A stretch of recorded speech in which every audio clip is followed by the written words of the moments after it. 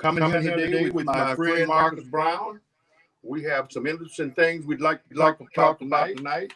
Mr. Brown, what do you think? Mr. Brown, what do you think? The world is in commotion. Things are changing.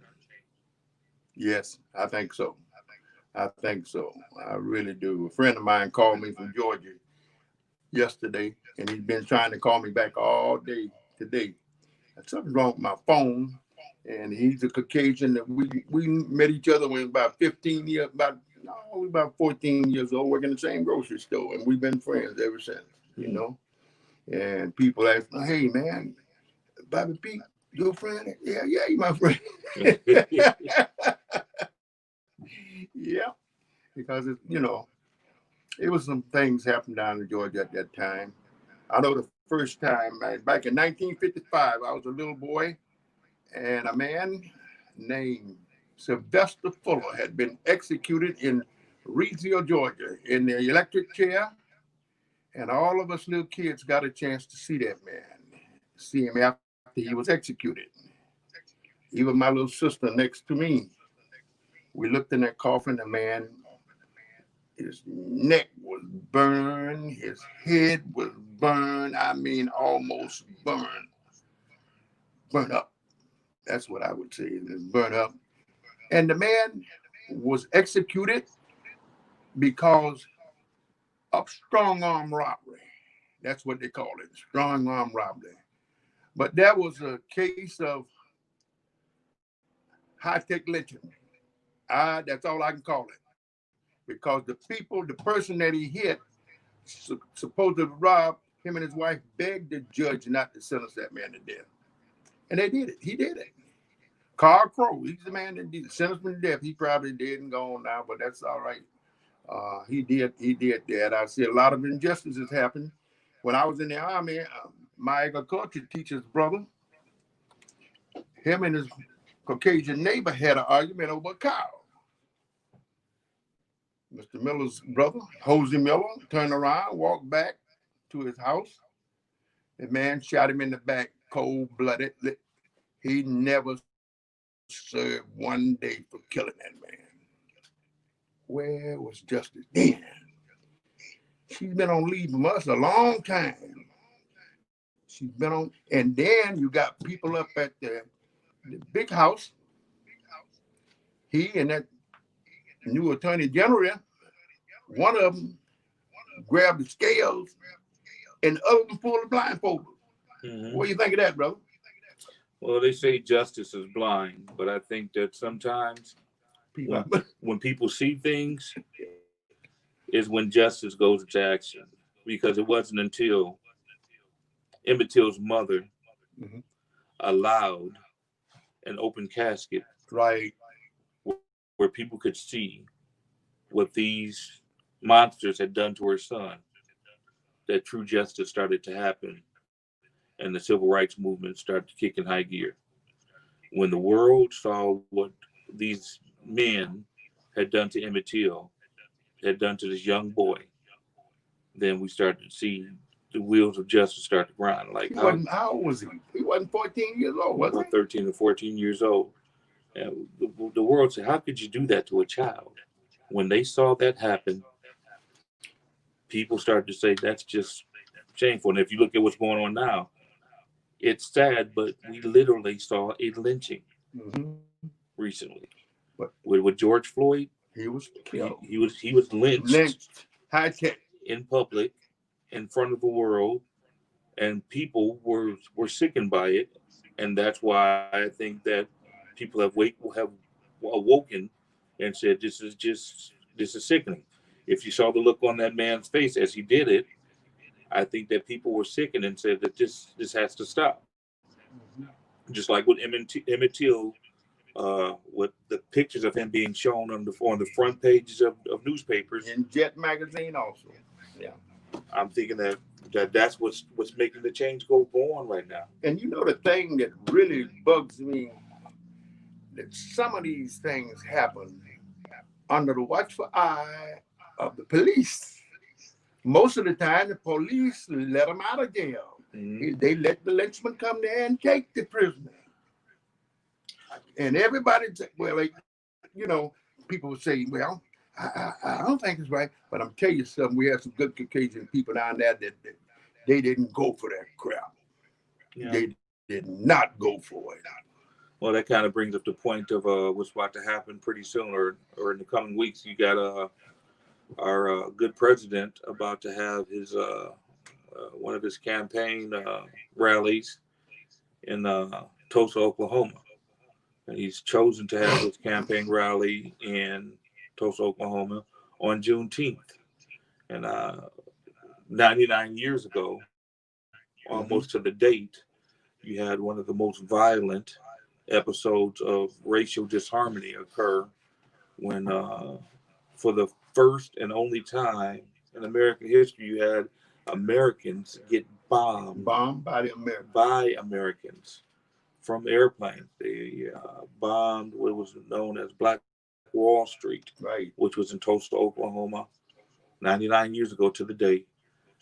And you had displacement of thousands of African Americans. You had the murder of hundreds of African Americans in Tulsa, Oklahoma.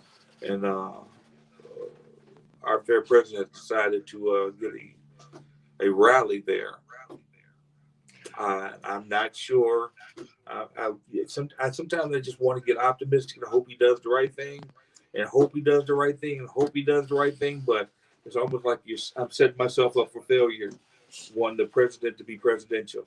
Sometimes I think he's trying to. I really out excite a riot because every snake and no head crawl up on the rock when he took the oath of office. Everything that was in Idaho that wanted to overthrow the government, they came out there and rallied behind that mess. So, go ahead, brother. Well, I don't know. If there's karma, if there's justice, if there's heaven and hell, there's justice coming. There's a deeper form of justice coming. I hope to so. Some of the people that are holding office right now and holding authority, because there's some real dirty things that are going on right now.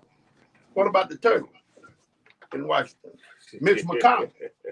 He needs a steel pot on his head. He looked just like a turtle. And he said that Caucasians paid for slavery when Obama was elected president. What do you think about that, brother? That was the reparations that African Americans received, was by having an African American president elected. I'm not quite sure about that. I don't know if he's an American. Well, I don't know if that's my 40 acres. I don't know. I don't know if that qualifies as that. But I just can't see what people get out of being inhumane to another person. What is it? Well, what is it that drives a man to do that? Well, there's a lot of different things that people have speculated what creates hate and what creates situations that we are in right now. But some people have come up with some notions about what can be done in order to resolve some of these situations. And that's been in the news lately. You have everything from people talking about defunding the police. And I'm not sure exactly. That means a lot of different things to different people. I wouldn't like that. Well, you don't always need a gun in order to resolve a situation. I mean, 911 gets called for a lot of different things. Do you need a gun to fill out an accident report? No. Do you need a gun to deal with some of the things that police deal with? Sometimes if 911 is called, you have to use common sense to say, do we really need a gun to send out if somebody's having a mental breakdown? Sometimes we can send a paramedic out. Sometimes we can send a fireman out. Sometimes we can send somebody out that's more geared or talented to do the work. Sometimes we stretch our police officers to do work that they are not qualified for. If we're sending them out to deal with someone who has a mental problem, or if we're sending them into high schools to deal with high school students, and we need to have someone else deal with this, then maybe that's part of the problem that they're dealing with, is that they're not qualified to deal with certain problems. It's So bad. so maybe defunding or spreading spreading some of the problems out would help relieve some of the stresses that they face. In Great Britain, Bobbies haven't carried guns for years, have they? Well, they're starting to carry guns for certain situations because the situation has changed. Yeah, because of But the it's only in certain situations. certain situations. Terrorists, they carry the submachine gun.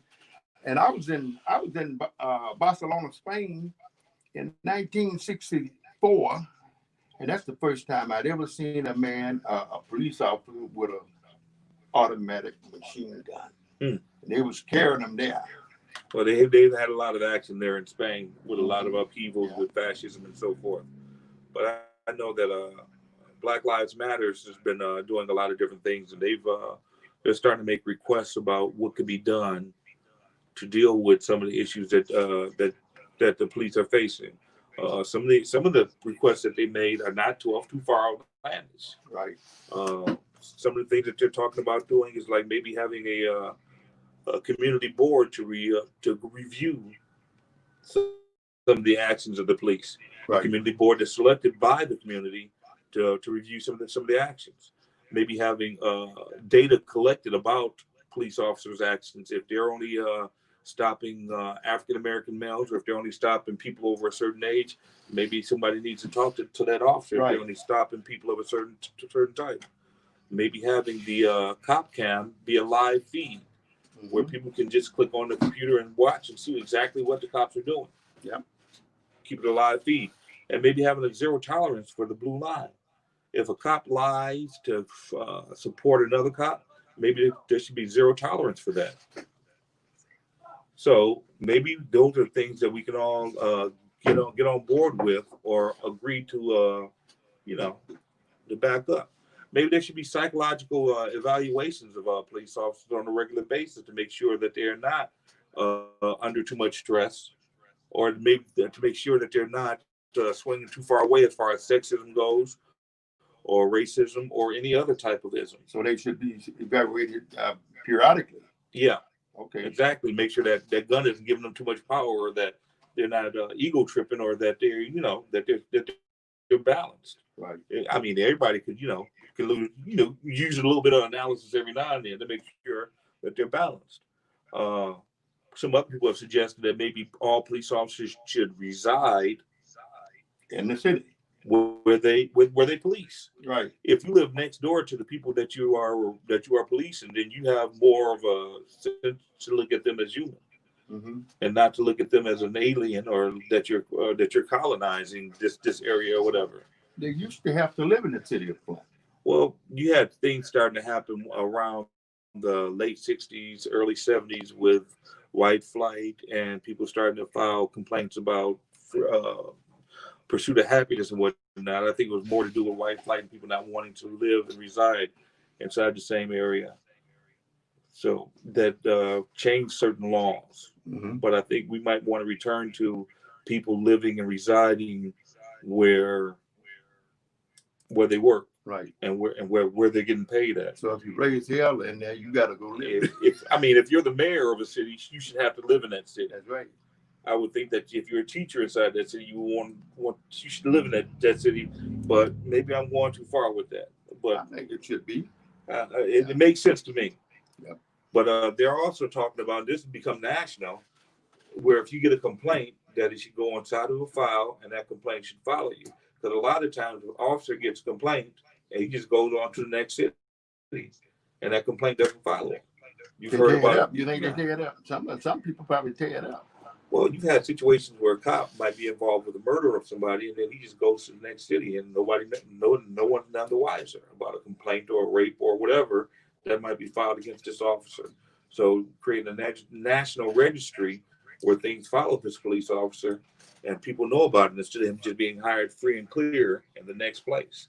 You even had a situation where you heard about the elderly man, 75 years old. Yeah. Got knocked down. He had all the other cops resign. 55 cops resigned, You had a cop in Florida say, "Come on down to Florida, I'll hire you." After these One other, of the chiefs. he was a high up in the union. He said, "I'll hire you," and this guy winds up getting in trouble for saying that. But if you have a situation where you Well, can he just should have go, got in trouble well, you're just going to hire these guys. You're just going to hire 55 people. because you rebellious. Well, because they might have been good cops, they might not have been, but you just can't hire 55 people scot free without looking at their resumes or looking at their performance or whatever. You just can't say, "I'm going to hire these 55 guys." Right. Right. But you have to do things like this.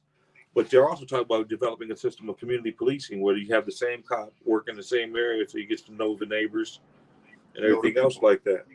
But This they're is also WFOV 92.1 FPLM FM Flint, Michigan.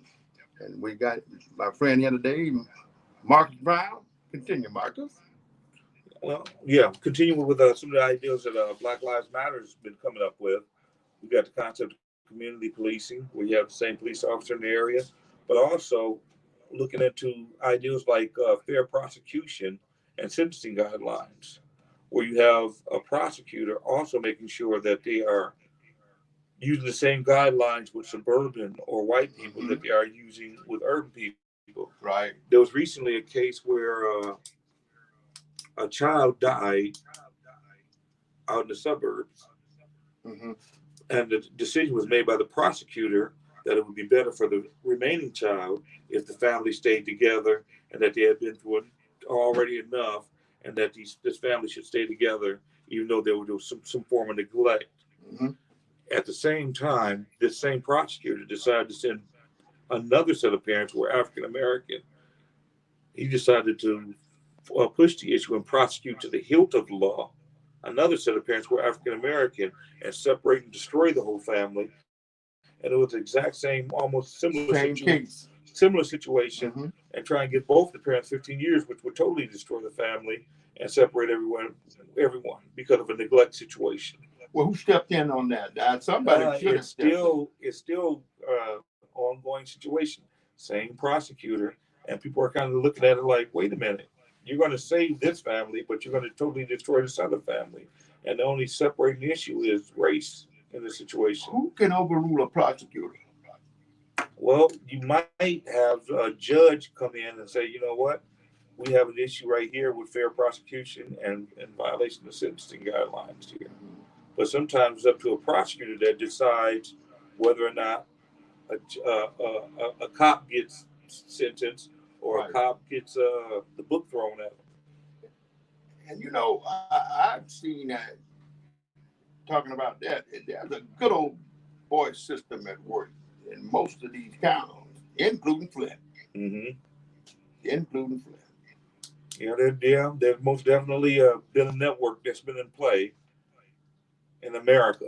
I was at the sheriff's. I was out at the Eastland Mall when it was Eastland Mall. My brother and I, we were shopping, and they had a sheriff in this store. They called him in there, Mm-hmm. and he had the man handcuffed, and he was beating him with the billy club. Mm-hmm. And everybody thought that was okay. But I went down. Me and my brother went down to the sheriff's department, Mm-hmm. talked to Prosecutor Leonard, and he says, "Hey, it is wrong." And they called me up, me and my brother, and said, "We make sure that man never works there anymore. I work out in public." And I went down to the sheriff department. And I seen he was inside. And what happened to me shouldn't happen to anybody. There were two Caucasians there that knew where I worked. And when I got into work, my general foreman told me, he said, "Hey, I got to talk with you." It's about what? Well, they tell me you was raised in hell at the Eastland Mall. I said, "Yes, I was." Man being beat by a police officer and handcuffed. He put a letter on my record until he found out that I wasn't going to take that. He got that mess off of my record. And every time I see one of them guys in the mall now, they go the other way. They go the other way. So, but I mean, they got a good old boy system. If they can't mess with you out in your system, they'll take it to your job. Mm-hmm. You know, it's bad. Well, I remember growing up in Detroit, they used to have a crew of guys called the Big Four. The Big Four? The Big Four. Mm-hmm. And I don't know if you remember Malice Green, who got killed in Detroit a while back. I heard about it, yeah. But two of the guys who was Budsy and Nevers that killed Malice Green. Nevers, yeah. Budsy and Nevers, they used to be members of the Big Four. And four guys, football player size, rarely made an arrest. But they had a trunk full of bats and clubs and chains. And they would pull up to a pool hall or a corner, and they would tell the fellas, this corner belongs to us. Get off of it. Simple as that. And if you were still on that corner or still at that pool hall or if you were still wherever, when they came back, you paid for it. Yeah. Right then and there. They were judge, jury, and execution. They did it. They went in there and they did it old school cowboy style. They took names and kicked butt.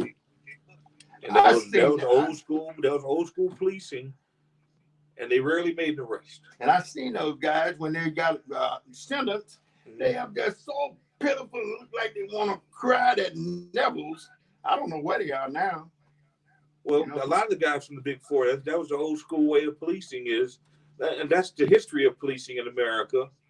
Part of the thing that what you used to have in America, when you picked out a police officer or a sheriff, you want the toughest guy in town.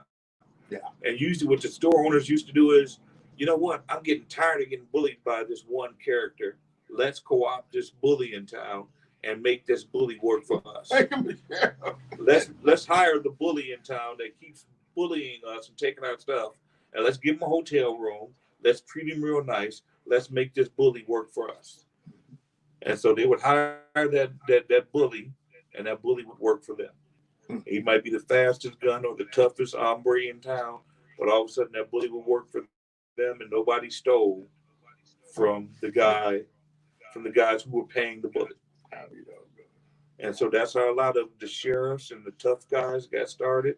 And then by the time they settled things in the Old West, and they get rid of the bully when they civilized things. But they needed that bully, and that's how a lot of the sheriffs and a lot of the old school police force got started. You wanted those tough guys and those roughnecks in order to civilize things. Let's hire him to work for us. He'll be our bully, and he'll work for us. He'll be our little soldier, and we'll put him to work. You know, I don't see how some people can live with themselves being. I don't think I could do it. If I treat a man one way and treat another man another way, and it's at my discretion to do it, okay? I couldn't live with myself. But some people can do it with ease. Why? Well, you got capitalism and business concerns, and then you got people who have different things on their mind when they do things.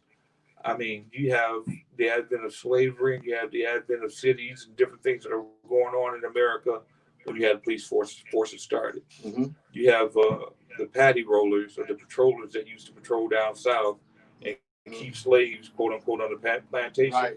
Those same guys went on to become part of the militias and part of the Klan. And those same guys also became part of the informal police forces that would patrol and keep African Americans doing Jim Crow time in place and in check. To keep them in their place. Exactly. Why did so many people show up at the Capitol with weapons? Well, you have some people that say that those people were sponsored, and a lot of them came from out of state. Some of them were actually Michigan citizens, but a lot of those people came from out of state. And some people are saying that they were sponsored by DeVos. And some of them are saying that they were sponsored by Trump. and that what they were doing is just basically trying to put a Democratic governor in check. Right. That's sad, man. Yeah, a Democratic governor in check. I never heard of that before. Have you? Never heard of that mess. You know what? Governors work at their own pleasure. There are a lot of people scared and concerned that when November rolls around, that if the election doesn't go a certain way, that somebody might say all those mail-in votes, all those whatchamacallit votes are no good, and somebody might try and do something strange with the election. What I'm kind of proud of is that the military has made a stand to say they have indirectly said we don't stand with this guy. You have a lot of guys in the military who have said that picture does not represent me. That picture of me and Trump together does not represent what I stand for. I am non-political. And you have a lot of guys in the military who said, if such and such happens, I do not stand with a decision to stand against the American people. And they're saying this indirectly, which is a relief to me. Yeah. That the military has said indirectly that they won't do anything that's non-constitutional. And they're saying this the best way they can without being seditious. Because they can't say we will not follow They can't say that we will not follow the order of the president, but they can say that we are non-political. But they have to be careful with the way they say it. But this guy don't care whether you think he's a dictator or not. Well, you got to be careful because you can't do anything seditious when you're in the military, because that would be tantamount to mutiny. Would end your career. You can go to jail. You can go to Leavenworth. You can get into a lot of trouble. But they've already explained that. You already have a fear out there that this person might not want to relinquish power.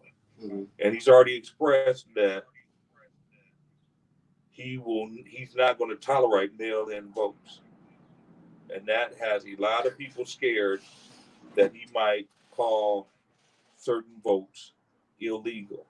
And if anything is like what he's been doing, that's kind of scary for the future of this democracy if he pulls off some kind of weird mess like that. And maybe it's a conspiracy theory of the future, but that's really scary. And that's why people have been hitting around this thing. We need the military to remove him. But who's going to call the election? Right. Who's going to be big and bad enough to say this election is called by who? Who is going to call the election on November 5th? It looks bad. We almost need an outside arbitrator to call this election for us. Who we going to get? Putin? I don't know. Can we trust the Supreme Court? Can we trust? No, they've stuffed the Supreme Court to the gill. Can we trust the House or the Senate? How can we call this election if Trump if he says that mail-in votes don't count because there's a history of them being this, that, and the other thing, even though there is no history of that. People said mail-in votes have been counted for years from servicemen. Mail-in votes. He even votes by mail-in vote. If he decides that these mail-in votes don't count, and you have Nevada doing mail-in votes, the state of Michigan doing mail-in votes, and all these mail-in votes all of a sudden don't count, then you have chaos on your hands. Yeah. Rampant chaos, like you saw in Georgia, where you had lines backed up 5 or 6 hours.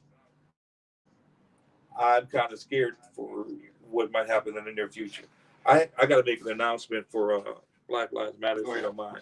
They're going to be doing a Juneteenth celebration at Max Brandon Park at 1 p.m.